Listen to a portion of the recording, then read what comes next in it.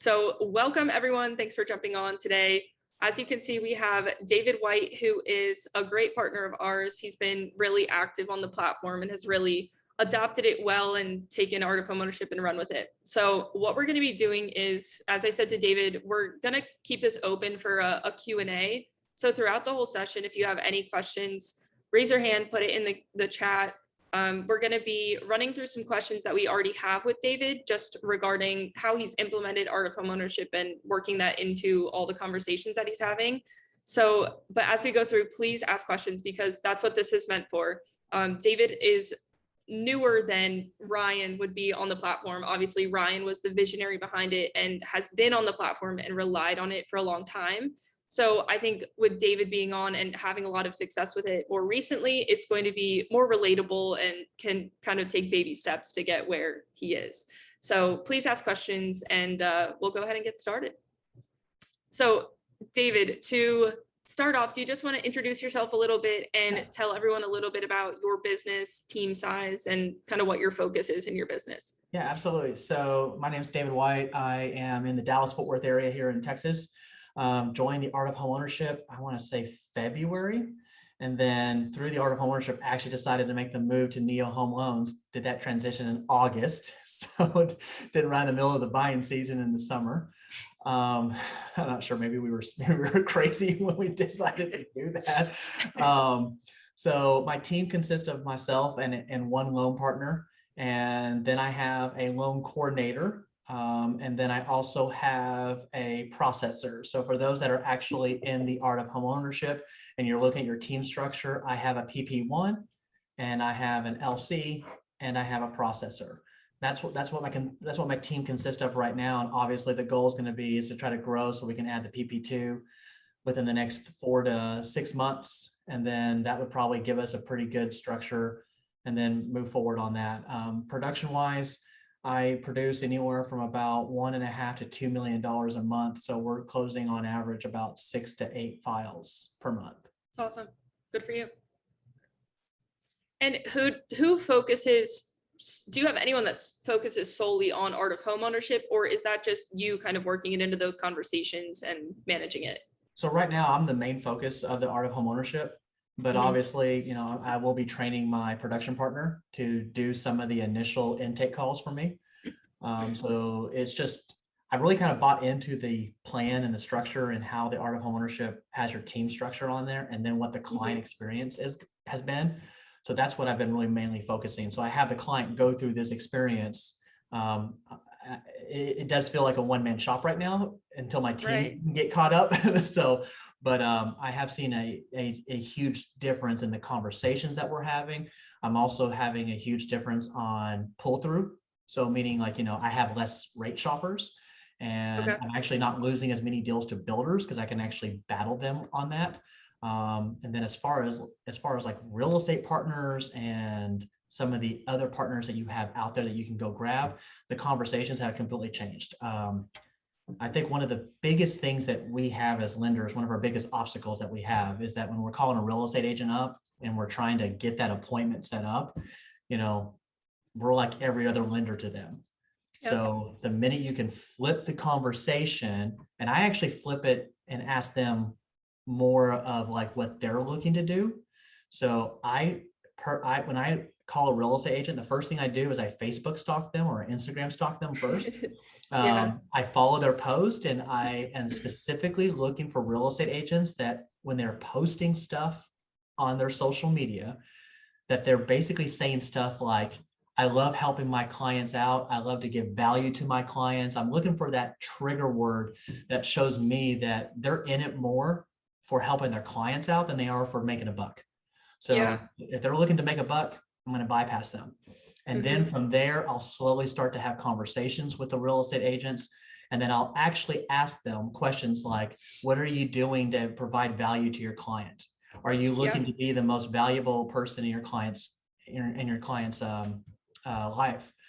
If they answer yes to that, then I kind of just, that's when I drop the Art of Homeownership on them and then schedule the meeting with them and go from there. So I've noticed that the meeting that I'm, calling a real estate agent to schedule a meeting, I've gotten better responses.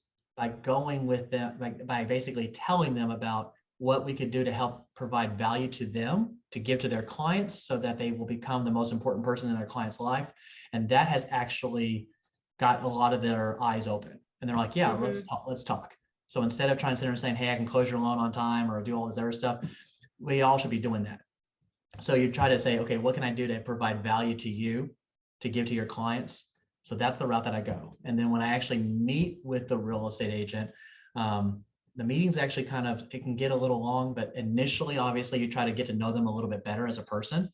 And then I try to figure out like what their main goal is of wanting to do with their clients, and then try to tie a little bit of art of home ownership in there to show them that these are the things that they can do to actually become the most valuable person in their client's life. And you'll get either one of three responses. The most common response I get from a real estate agent is that I've never heard of this before. You're the first lender that's ever talked about this before. Wow, this is impressive. And they just feel like they want their clients to go through that process. So then they start sending us referrals. That's the typical, that's the typical one we get. Some agents actually want to be involved in the program. And those are the agents then that I spend a lot more time with on developing them and then trying to get them to be part of the art of homeownership. I will say that it has been very difficult to actually get agents to commit. Okay. What I've noticed is that they'll be all in. They just don't want to pay for it. So they're like, well, here, you do it all. Of course. So, yeah. They don't really care about the co-branding so much. They're just more like, let's get out there and then do that. I've also noticed that this is the craziest part about art of home ownership is that I've actually picked up clients at the gym. I've picked up clients at the grocery store. I've picked up clients just randomly talking about it, because you don't necessarily have to be somebody that's looking to buy now. You know, I've gotten my neighbors in the concierge system. So, you know, it's just been kind of weird. You know, I have to say weird. It's been really refreshing knowing that I can expand my reach to particular people. So one of the things that I tell my real estate partners is this when I meet with them is that, you know, you can kind of take these statistics from NAR and they'll tell you this. So like the average American moves, or actually the American population on average moves every 10 years. So if you take that number, then you know that 10% of the American population is going to move this year. And that's just statistics. You can take any big room that we out there. And in fact, from our coaching seminar that we were in Arizona, there was like 150 of us, and the guy got up there and said the exact same thing. It says, how many of you guys are moving in the next 12 months? And in a room of 150 people, we had about probably 20 people that raised their hands. So again, those numbers kind of hold true. So you take the 10% that's going to move and then kind of do it on a month-to-month basis, you can say probably about 1% of the American population is going to move month to month to month to month. And so if you look at a rolling 6-month time frame, that's somewhere between 5 and 6% of the American population that's looking to move in the next 6 months. And that's where everyone's marketing to, right? Everyone's, Zillow's marketing to that. Quicken Loans is marketing to that. They're spending mega millions of dollars to reach out to that 5%. Well, the art of home ownership gives you the ability to reach out to the 95%. And so that's what we talk to real estate agents on, is how can we grab that 95%? Because in the next 10 years, they're going to move. And so you got to find a way to build your database up that direction. And that's actually where a lot of my focus has been with some of my real estate partners is, I actually have one real estate agent who actually door knocked their neighborhood and got like 10 to 15 people on the concierge service. Well, that's going to co-brand them. It's going to have them out there, getting them onto HomeBot so they get that monthly report. Even if you were or were not the lender, adopt the client after the fact. So that's been the route that I've been going. So ironically, the conversation I had at the gym one day with one of the guys that was like out there working out was that he was just talking about, his home and how he just bought his house and stuff like that. I told him about the concierge service. I told him about the real estate digest report, got him in the system, and he's using it right now. I didn't do the loan, but I mean, he may refinance. He'll do the next one. Exactly. So I still see him right now, and he's been really appreciative of the concierge service. So those are the things that we go out there and offer. I mean, I try to get as many people that are homeowners that I know. I talk to them about the concierge service. So I feel like I'm not selling them anything. I'm providing them of a service, which gives me the ability to strike up a conversation more than just like, what's your interest rate? You looking to refi? Yeah. Because that's not going to work so well. So Yeah, and to Melissa Fiscaldo just asked, can we offer the service if we did not do the loan?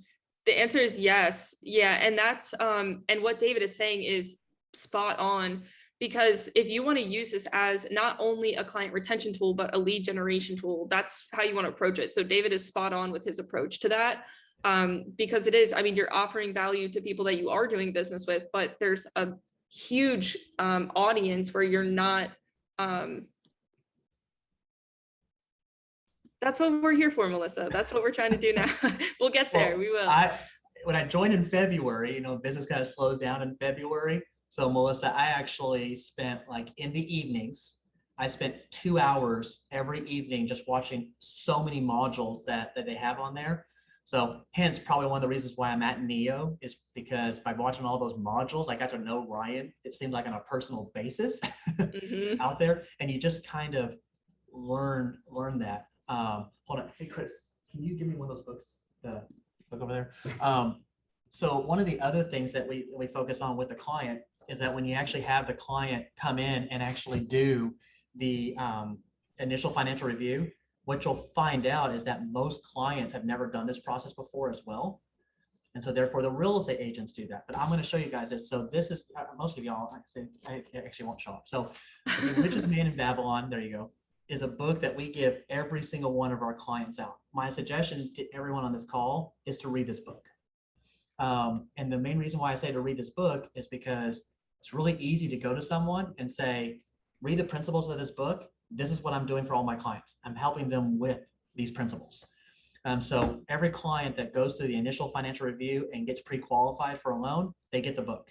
Every real estate agent that I meet with, they get the book.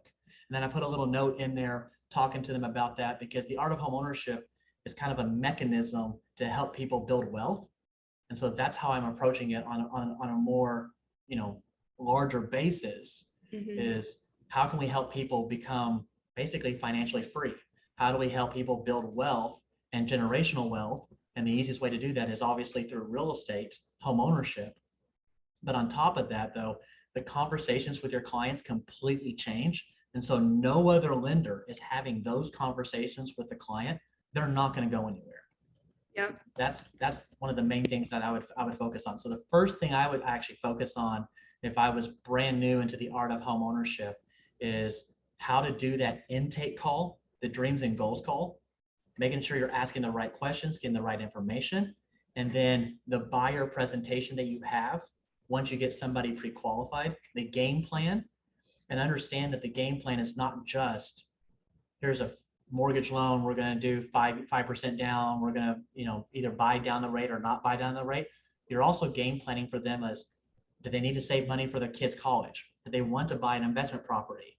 Are they even saving money for retirement? So those are the things that I'm actually really noticing for a lot of people here in the Texas area, is that a lot of people are not planning very well for retirement. Yeah. And it's that scary, you know, that gets scary when you talk to somebody who's 55 years old who only has $14,000 in their 401k. Yeah. So I will say that the most responsive group that I've noticed is the millennials, and then the generation right below the millennials, because the younger generation has nobody's ever taught, you know, how money works. And so if you have that conversation with somebody and tell them this is how money works, it opens up their eyes. And then all of a sudden they come to you for a lot more advice. I've had clients come to me all the time after having this conversation with them and they're saying, hey, we opened up our first mutual fund. Thank you so much. And so it's just, that's awesome. That's been, to me, the most rewarding thing out there. So going back to, and well, let's go into the conversations that you have with people who aren't necessarily a client at the time or even in the market to buy or sell. What are the questions that you ask people just in normal everyday conversations that kind of bring up the home ownership topic and get into what you offer as an art? I also apologize, that's my dog. What you offer as an art of home ownership partner to eventually get them on the platform. Like, how does that conversation start? So it just depends on the person and on how that conversation actually resolves or comes around. So right, so if somebody's a renter, let's just go with that person first. You know, I just tell them, I say, hey, let's set up a time to have a dreams and goals call. I mean, it doesn't hurt to have a game plan, right? So whether you're 1 month, one quarter, 1 year away or even 10 years away from buying your first house, if you don't have a game plan, then you'll never achieve it. So you've got to have that plan in there. And that's where the dreams and goals call really does help out. It kind of gives us an idea of where their income is at, how much they have in assets, their credit situation, but also what their goal is. And then from there, we set up a game plan, and obviously we follow up with them to see if they're going to be staying on that game plan. But then from there, you can move them into 2 services immediately. You can move them into the home concierge service, even as a renter. They can set up the house. So therefore, if they want to do any kind of maintenance to the house, because sometimes people do rent and they still have to mow the house, mow the lawn. They still have to clean. They still have to do some repairs because the landlord's not going to do it. The concierge service allows them to do that. HomeBot, for those that don't know that, actually has a buyer portal. So you can put a buyer into HomeBot and they basically do market research. It allows them to kind of see which market is hot, which market's not, and they can look at homes. And so you kind of are giving them the information that they need to become a more educated home buyer.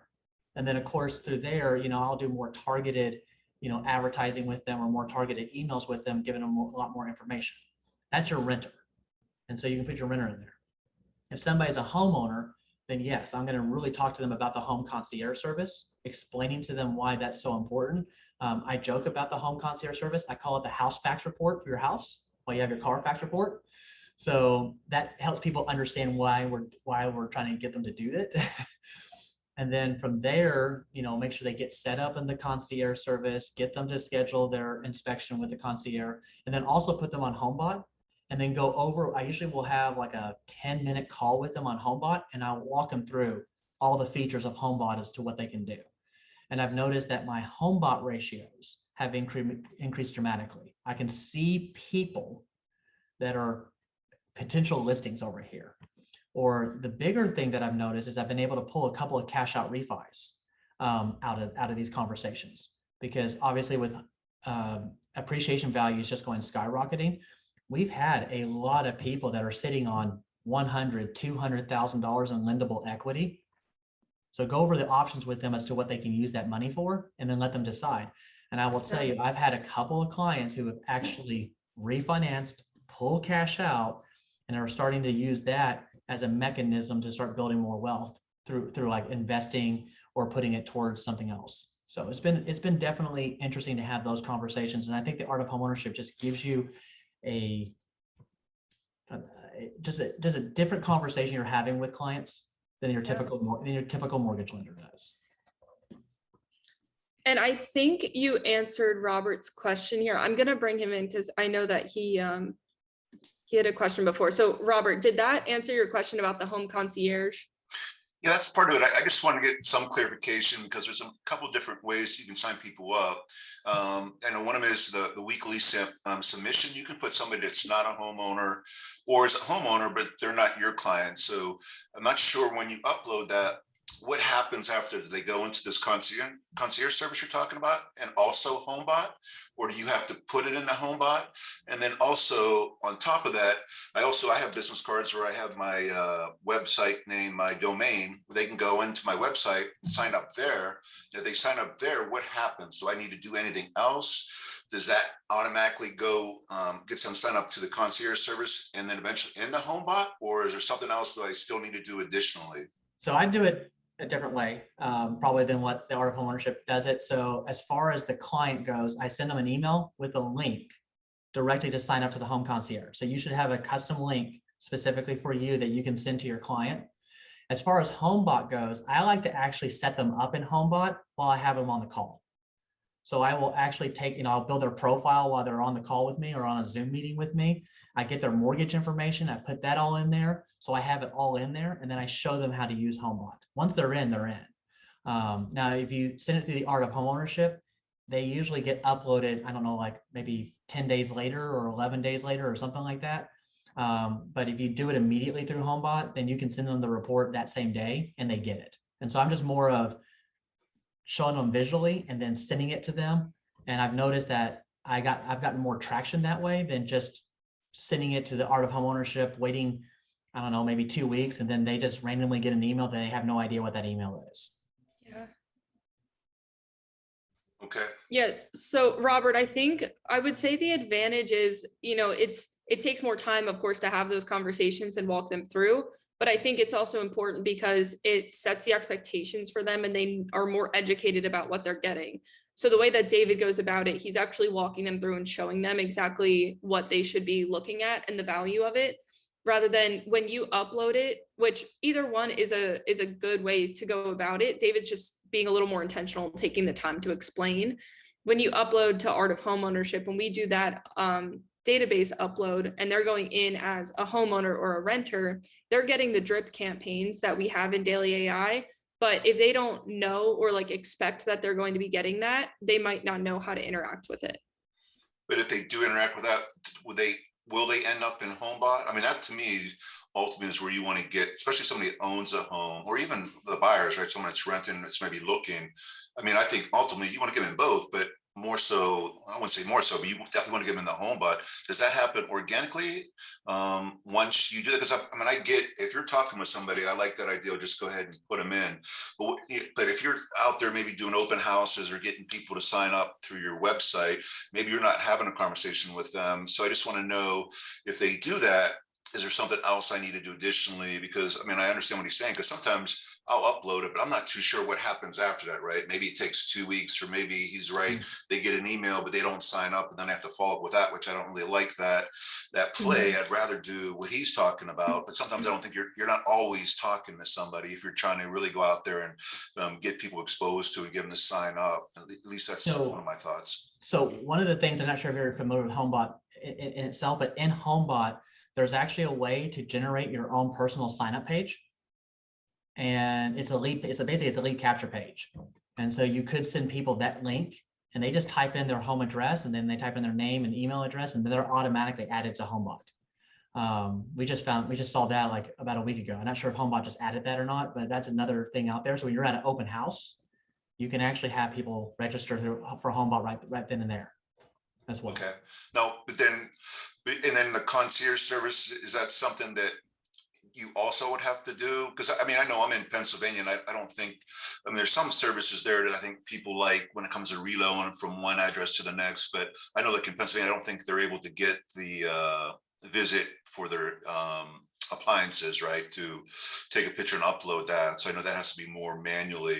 So I'm just trying to figure out, is that the value as well? You want to get them on both?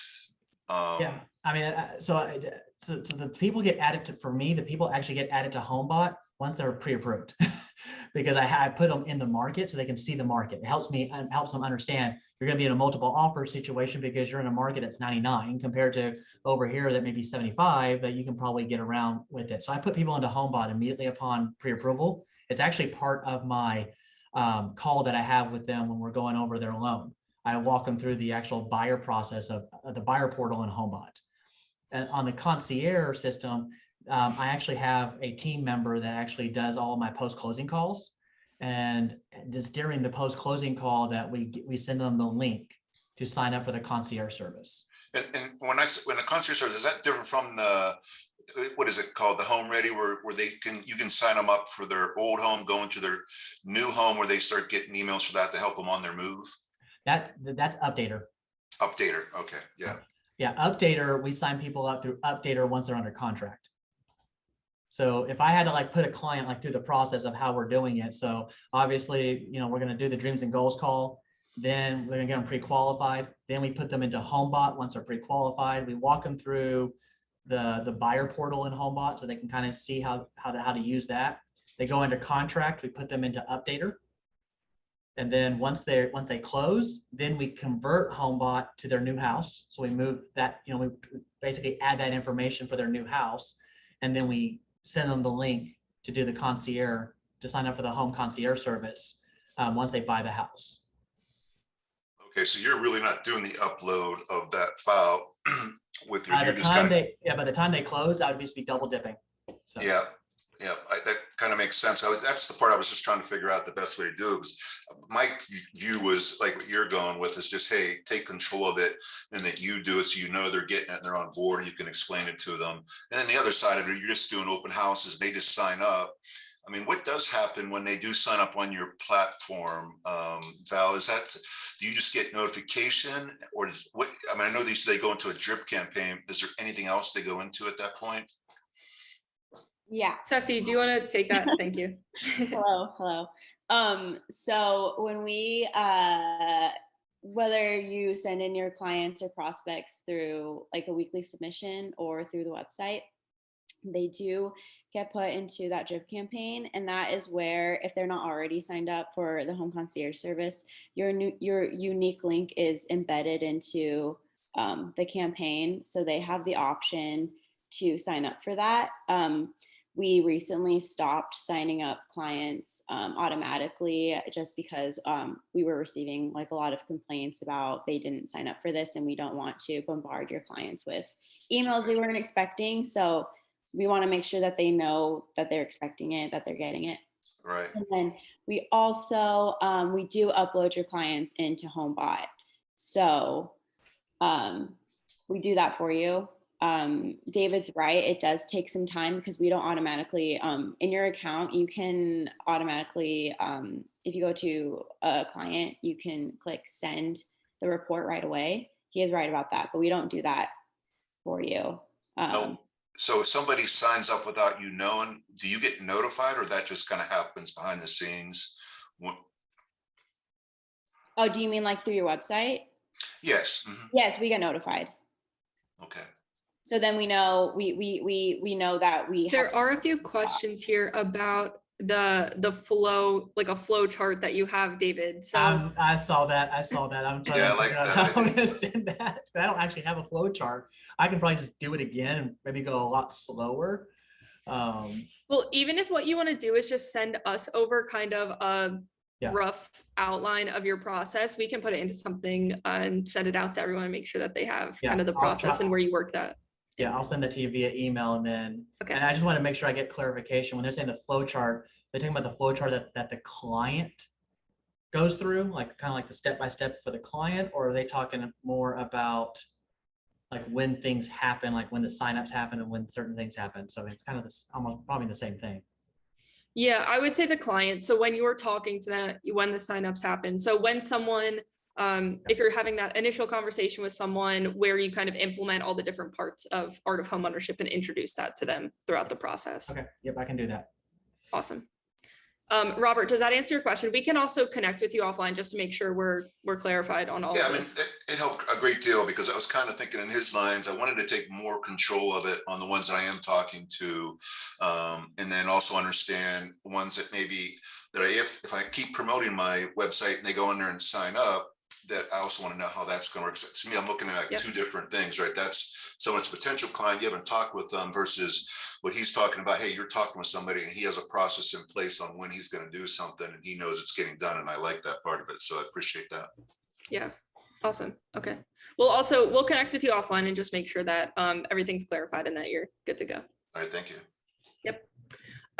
So David, we're kind of backtracking a little bit. Okay. Can you talk about when you first signed up for Art of Home Ownership, any of the obstacles that you had? So you don't have to sugarcoat anything. If there were some things that you found more difficult and how you overcame those obstacles.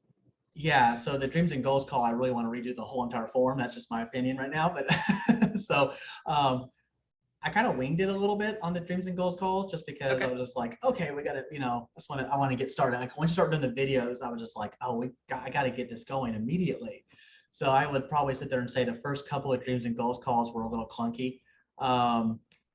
When it comes to budgeting, just trying to remember when you're asking the client about their budget, just all the questions. So I'm going to give everyone to go to this website. So MGIC, which is obviously one of the MI companies out there, has a fantastic budget form.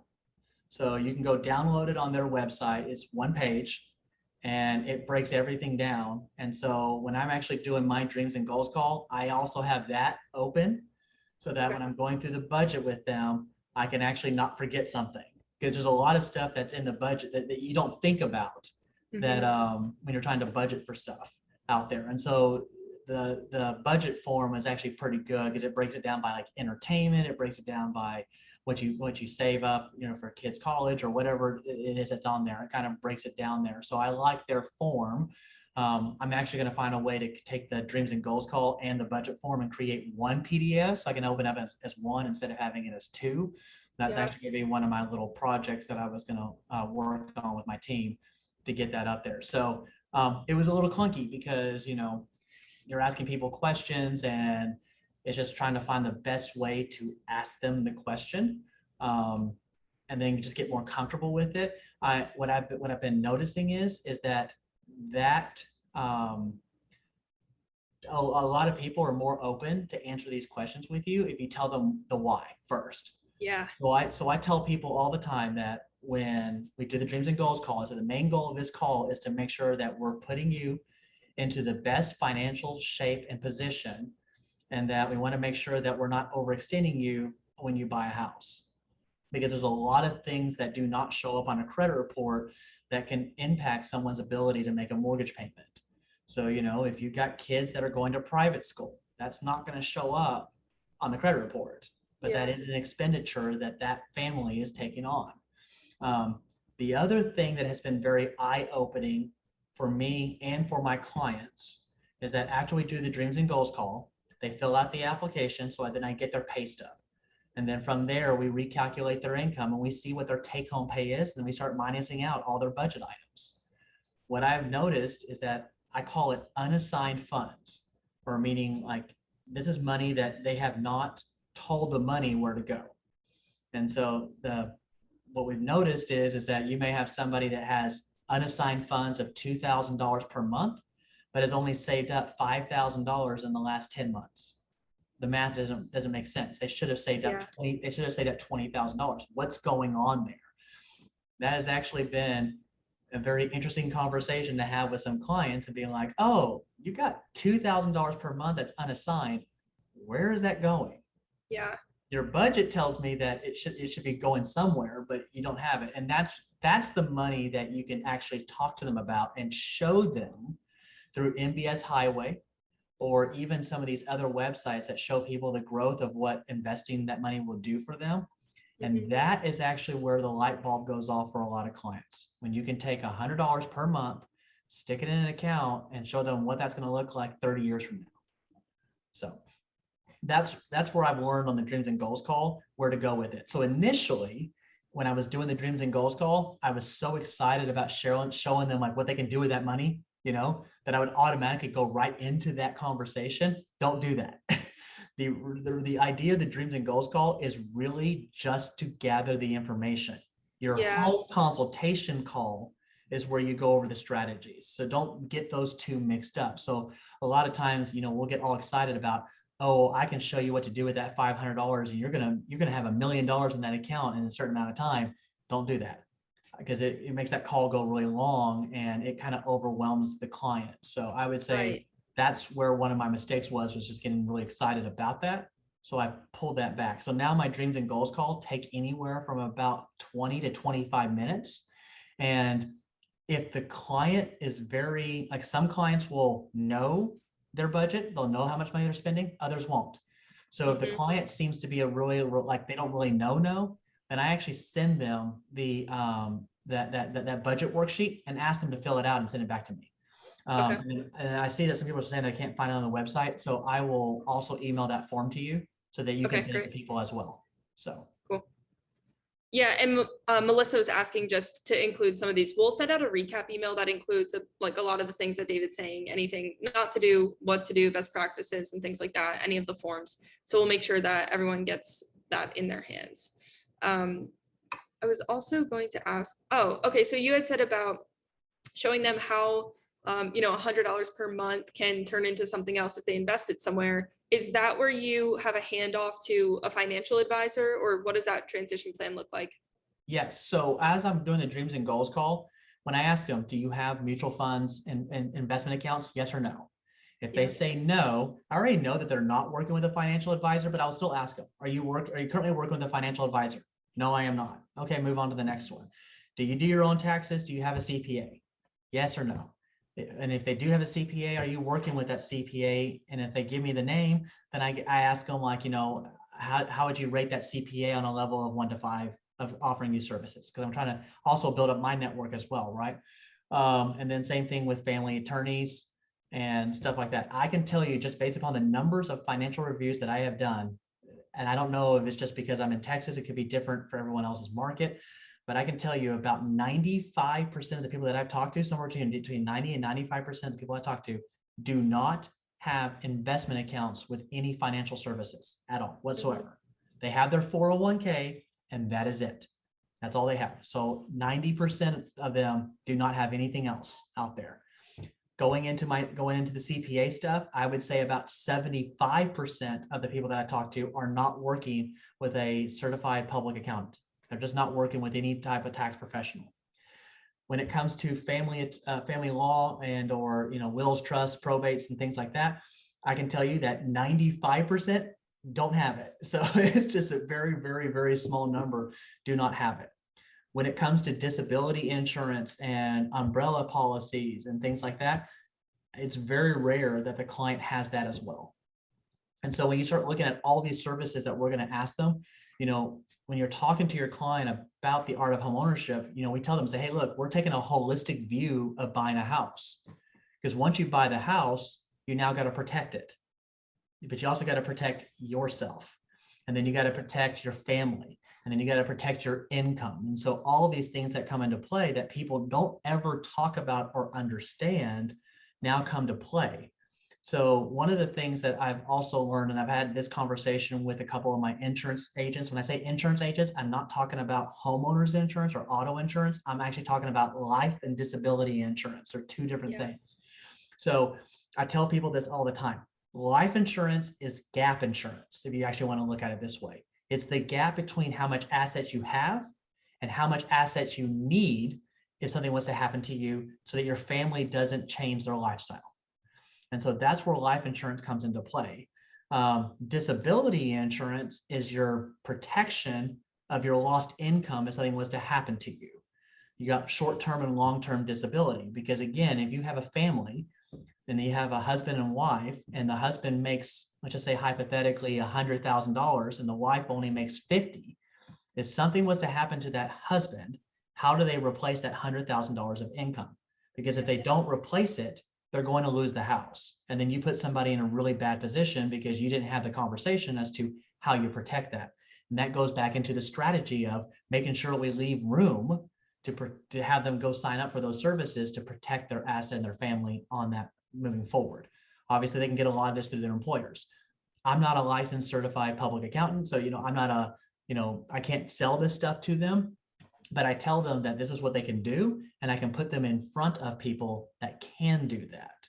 And that has now become another referral source for me, because now I have, my financial advisor has actually sent me like 10 people in the last 3 months just for refi opportunities. Wow. So those become another source out there for you. So that's what I would really kind of focus on as well, is making sure that you're out there meeting those people. Now, I had I don't know a lot of financial advisors. I do not know a lot of people that do wills, trusts, and probates. I don't even know how I find those. I've actually found that the best way to find those people is just get on Facebook and ask somebody, hey, does anybody know a good estate planner? You'll get like a ton of people that will send that to you. And it's a lot easier to call and say, hey, I'm calling you because Joe told me to call you, so. Right. And then also reach to their network. My estate planner that I have right now has given me the names of like 3 other lawyers that he works with that are in the same realm as him. So you can kind of branch out that direction as well. So those are what has helped me out. And so someone says, what's my ROI since starting? Yeah. So that's kind of a hard number for me to know. What I will say is that my production has gone up. I've been adding extra loans here and there as well. So I think, probably in February, I was probably doing about 1 to 1.2 million, or sorry, 1 to 1.5 million. Now I'm doing about 1.5 to 2 million. So probably seeing a little bit of jump, but it kind of like it's planting the seeds, right? And letting them grow. It's the real estate agents that I now have involved with me So before the Art of Homeownership, I had a lot of onesies and twosies real estate agents that, would send me a deal here and there. Now I'm starting to have a small group of real estate agents that are sending me everything. And so that's what I want. I want, a really good, loyal real estate group. And so that production is starting to pick up. And then we're having like brainstorm meetings, or we have meetings with the real estate agents about how they can use this platform to generate their leads. And so that's kind of the route that we go. Now, when you initially reach out to those real estate agents, I know you say you look at them on Facebook and see kind of their method of doing business. Is that how you initially start to build the relationship, is just kind of connecting on social media, interacting and building that foundation and then reaching out? Yeah. So usually my first conversation to them would be like, hey, I saw your post on one of your clients that you did this. I absolutely love the fact that you want to be the most valuable person in your client's life. Send, let them respond. Yeah. And they'll usually respond back with, hey, thank you so much. Yeah. And then also they'll say, so what are you doing to try to be that value agent to your client? And then they'll respond, let them talk and things like that. And then after going back and forth a little bit, they kind of see that I'm not this typical loan officer that's going to be asking for the business or anything like that. Then I'll kind of hit them with the Art of Homeownership. And the way that I send that to them is like, hey, I feel like, by you providing value to your clients and whatever else, I actually have some things that you may be interested in that will magnify your value to your agent. Would you like to meet for coffee? Mm-hmm. And right now my pull-through ratio on that is about 90%. Well, that's such a different approach to, I see it in the Facebook groups all the time, and these loan officers talking about any sort of outreach, even if it's not, a realtor trying to reach out to them. It's always, hey, do you want to add 3 more loans per month? That just sounds scammy, and no one is going to pull through on that. So if you're complimenting them first and then starting to have a few messages back and forth where you're not just looking for more business, that's setting you apart already. Yep. That's such a unique outreach approach. And it takes a little bit of time because, Mm-hmm. you start off with, I'm going to like their post, even comment on their post. I mean, just let them see your name. I mean, that's kind of like, okay, who's this David guy, right? That just commented on my post. They'll look at me for a little bit. And this is the power of social media that's really kind of strange to me. So, if you guys follow my social media handle up there, obviously I've been coached a little bit on my social media that I do both personal and work stuff in there. And that's kind of helped drive up the topic up there. But I was just recently at a softball tournament. And if you go to my social media, you'll see it that I basically dropped like 10% body fat in a matter of like 6 months. Well, I didn't know everyone was watching that. Almost everyone that I came up to at my softball tournament goes, you look great. I see all your posts on that, all this other stuff. So even though they're not commenting or liking it, they're still seeing it, which is all I want. Yeah. So I also know that the real estate agents are seeing all those posts as well. And so, I would, center your social media. Like I've done so many stories on the Art of Homeownership about building wealth through real estate. And in fact, that's actually one of our taglines that we have. We sit there and say, we build wealth through real estate, and just use that up there. So I remember like the guy at the gym one time asked me what I was doing, and I didn't tell him I was a mortgage lender. I just said, I help people build wealth through real estate. And he just kind of looked at me and goes, what? Like, what field is that in again? And then I go into, oh, I'm a mortgage lender. So to tag that or to do that around there too. So I told the real estate agents the same thing, help your clients build wealth through real estate. I mean, 88% of all Americans, most of their retirement is in their house. So in a sense, you're helping people build that generational wealth through there. There was a real estate agent just recently here in Dallas that I follow certain hashtag groups out there. And he basically, his post is that I just helped this family buy this house and whatever else. And then he hashtagged helping families build wealth or build generational wealth is how he worded it in his post. So I sent him a message and I said, hey, that is so awesome that you're helping people build wealth through real estate and helping generations to come. Congratulations. So awesome. Boop. Yeah. A response back, says, hey, thank you so much for that and whatever else. And so then we started chatting a little bit, and then you set up an appointment. Mm-hmm. Have you gone to any events where you were going there strictly to network and create relationships when you were on the platform already? Not yet. I mean, I've done some through Next Level. So actually, I actually presented the Art of Homeownership at one of the Next Level masterminds. Yeah. So other loan officers that were there got excited, and then so some of us at the next level group, there's about 5 of us now that are Art of Homeownership members. And we meet once a month through Zoom because they're all over the place. Like one's in Nashville, one's in Colorado, one's in Arizona. So, and we just brainstorm different ideas as to what we do, and we kind of challenge each other. So I would, tell everybody that's on this call, find other people that are in the network and maybe create a small little mastermind group out there and just talk about what's worked in your market and what has helped, in other markets as well. So no, I haven't actually done any networking per se, but I have had several conversations with real estate agents, and it's actually been very useful to retarget the agents that I was working with previously to try to show them what we're doing differently than other lenders as well. Yeah.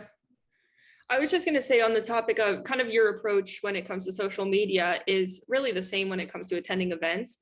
Because I've had people, even just loan officers that, whether it's follow me on social media or I've just kind of seen them through Facebook and Instagram, just reach out to me and say, hey, I saw you were going to be at this event, would love to connect. That's a great way, because if you're going to be there anyway. So people are going there expecting to network and connect with these people. So as long as you're not, hey, would love to talk about a business opportunity, let's connect. No, just approach it with just wanting to make that relationship and then let it go from there. Yep.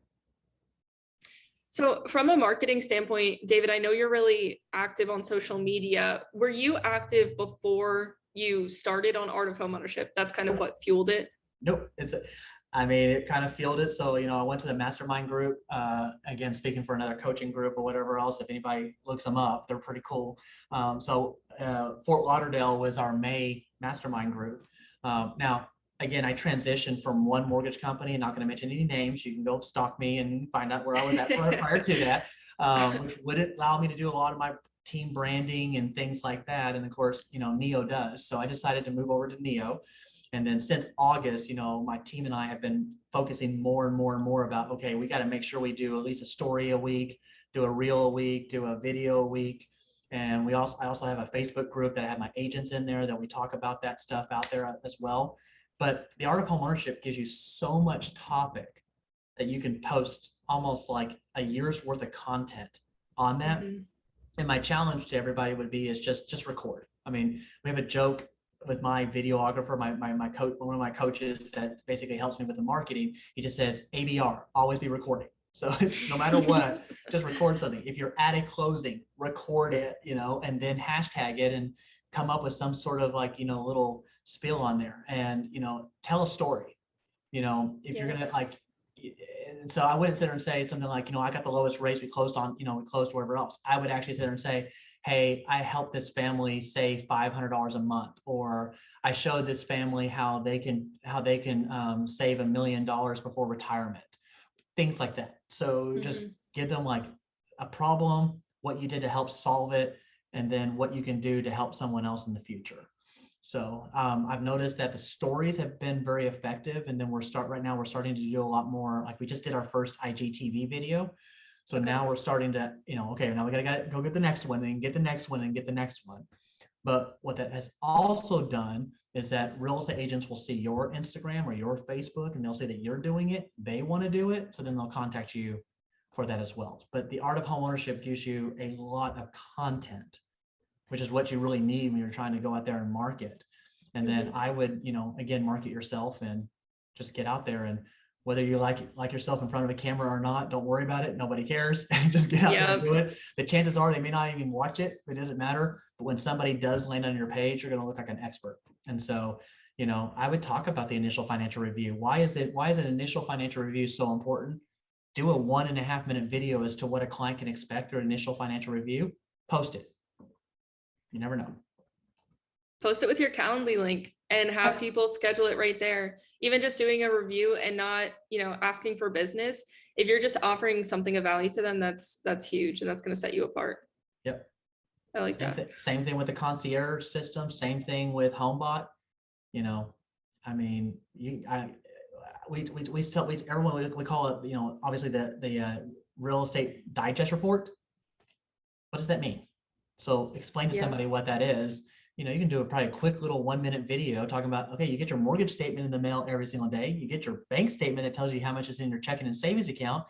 If you have a 401k, you get your 401k statement, but nobody ever gets a house statement. And yet that's your largest asset you're going to have. But until now you can have a home asset report.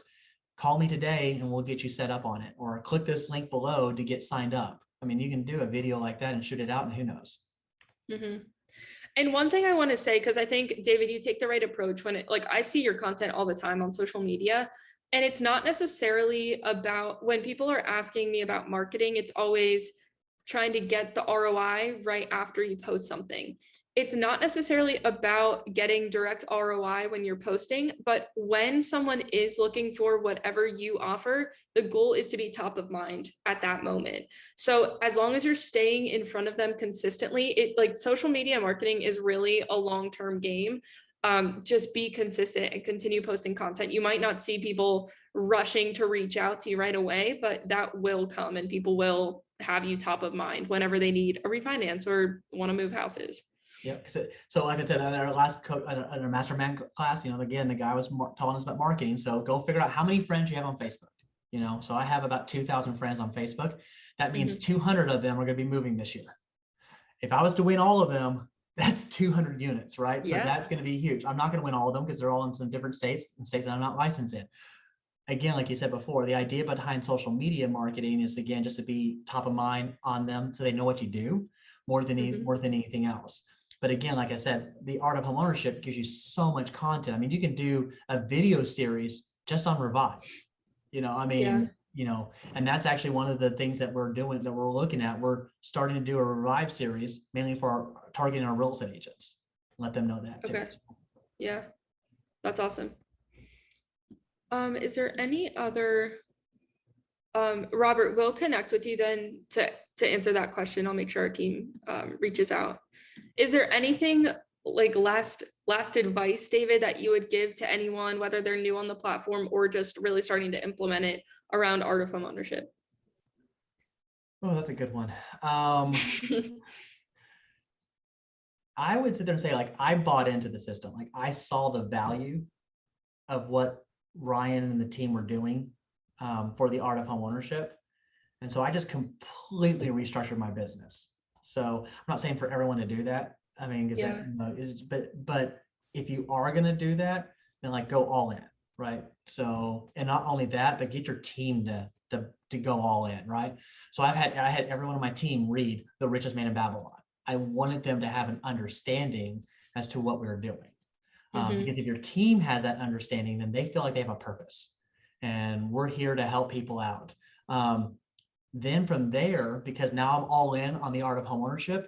Again, I'm giving you guys some of the stuff that I learned at Next Level in our mastermind here in Arizona. So it has nothing to do with AoH, but you guys will probably like this, which is know your client, understand who your client is, and then target your client. So for me, my client is basically, in a nutshell, this is what I pulled up from when I was at Next Level, which is my client is a first-time home buyer, typically a millennial, who wants to build wealth through real estate and who wants to build generational wealth.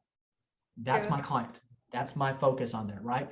So that I know who I need to go after. So then my marketing is all about trying to get me that client. So I'm targeting those people, which also means then I need to target people that are going to refer me clients like that. So my typical real estate agent that I'm targeting is somebody who's more value driven, who, again, wants to help people build wealth and has that mindset. So then that way I can then in return get those clients in. So that's kind of my mindset of where I was taking this with it, with the art of homeownership. But you can go so many different directions on this. So it's whatever business and how you want to fit it in there. You know, I did it in February. It was really easy to kind of do a mind reset. For other people, it may be more difficult. But, you know, again, I take that more financial advice. So now if a client does not want to go through the process that I have set up for them, I just let them go. They're not my client. So therefore I'm not going to have them fight the system, because if they fight me on not doing a dreams and goals call, they're probably going to fight me on rate, and they're probably going to fight me over here on all this other stuff. And I just don't have time for that. So, and then again, I just kind of, like I said, bought into the system. I've then, structured my team and my processes around the system. That took a little bit of learning experience. Was trying to figure out, okay, how do I get these calls to be lined up? How long do I make these calls? How do I move forward on these things? And I finally got a pretty good process in there. Dreams and goals call takes about 30 minutes. Usually it's about a 45-minute call, but I'll allot an hour for the pre-approval call.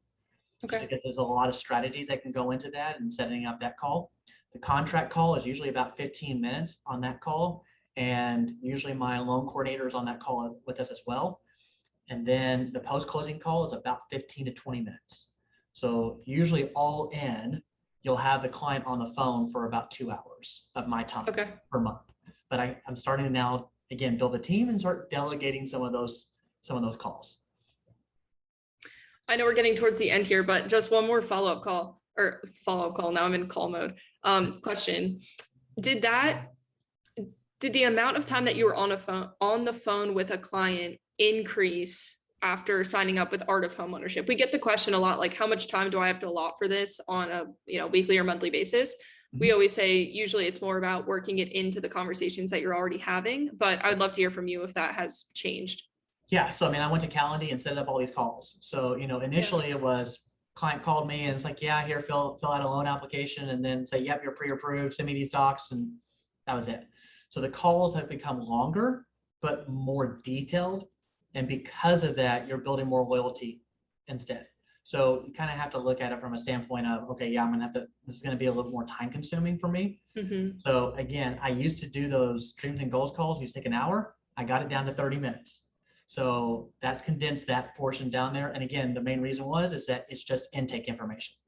But I have passed that on to my loan partner who does those calls for me instead. So I kind of, again, you can find somebody that does those calls for you. So then once we get them pre-qualified, then that next call, I allot for an hour, but I've been noticing it's been taking somewhere between 35 and 45 minutes. Because again, that's your strategy, that's your goals, that's your game plan, but you're also going over the loan. You also go over what, like how the rates work, and there's just a lot of things you can go over in that call. So the client understands who they're working with and why you're the best and why they need to stay with you.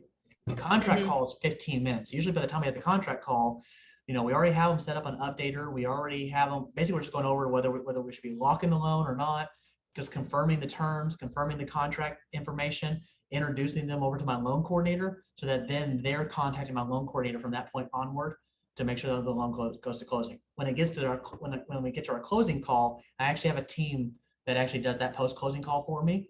So right now, the only call that I'm really actually doing is that 1 hour call upon approval, and then the 15-minute call for the contract, which is basically the big calls anyways, the calls that I really want to do.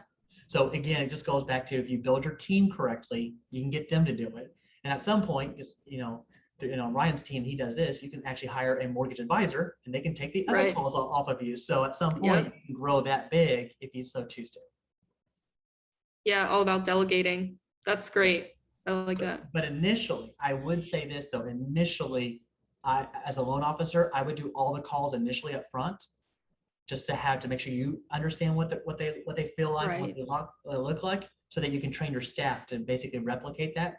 And I would record them, I think the first 5 or 6 dreams and goals call that I had my assistant on, so he could listen to what I was doing, so that he could duplicate that moving forward. That's great advice. Okay, good stuff.